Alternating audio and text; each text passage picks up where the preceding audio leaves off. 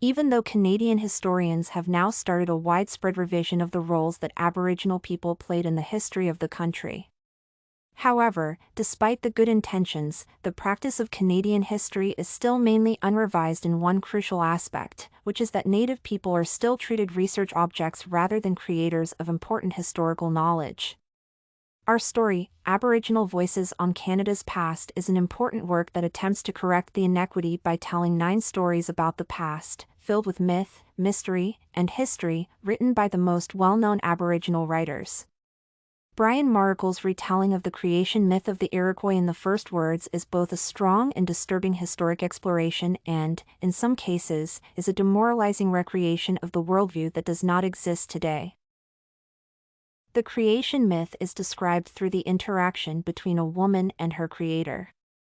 The woman finds herself on a riverbank, surrounded by beautiful nature and animals, and everything is new to her. She has never seen anything so beautiful before. She encounters a being with which she feels a sense of kinship and asks, "Who are you?" While the being responds, "I am the one that made you." The woman asks more questions about who she is and how she was created, and the being tells her a story of her surroundings and how she has come to be there. The being begins with telling the woman about the sky world, proceeding with describing all other aspects of living, such as meeting her mate for the first time, that have shaped the life and the culture of the Iroquois people. In contrast to the story of creation that dominates the Western world, the Iroquois myth is more than a belief. Instead, it is a shared way of thinking and looking at the outside world. Specifically, it tells the people that the Onkwohonwe did not arrive to the so-called Turtle Island by crossing some land bridge from Asia. One of the most remarkable points about the first words is the fact that the author does not treat the Iroquois creation myth as an artifact of anthropology but rather as an act of living and historical memory. According to Maracle, and it was that time, the moment of creation, that was the defining moment in our history. That moment was when the character of the Iroquois people was determined and the moment that influenced the way they think and what they believe. From the very beginning, in his contributor's note, the author clearly states that the creation story is more than just a story and was a defining historical point that shaped the way the Iroquois would conduct their lives, thus influencing future generations.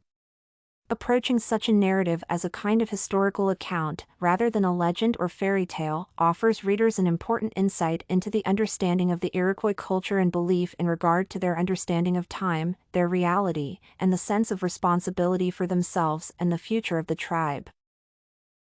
Recalling both cultural and personal memories through the act of storytelling in the first words adds to the process of recreating Indigenous philosophical analysis and particular approaches toward the external world.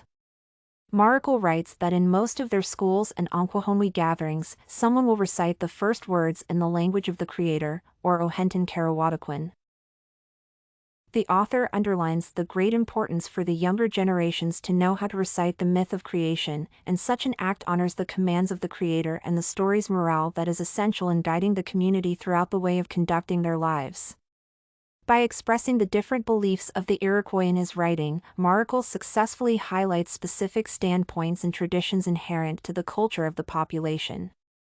The magnitude of telling the stories is not purely informational but also a way for reproducing important knowledge of the culture, which illustrates the values and the attitudes of the particular Indigenous culture toward the external world. The cosmological narrative represented in the creation story is unique to the Iroquois tradition, is intentionally separate from the European religious influence. Most of the events that occur in the story are those that happen to the population and helped it to determine how it should live based on what they believe. The creation story within the cosmological context is intended to explain to the people why they call Earth their mother, the moon their grandmother, the sun their elder brother, and the thunder their grandfather. The great extent of connectivity to the nature is crucial for the Iroquois people, and their most vital and defining story teaches to place value on the spiritual strength of nature and the close-knit society. The unique perspective put forth in the first words should be seen as something that gave the population a sense of purpose, which is essential for moving forward and evolving as a group.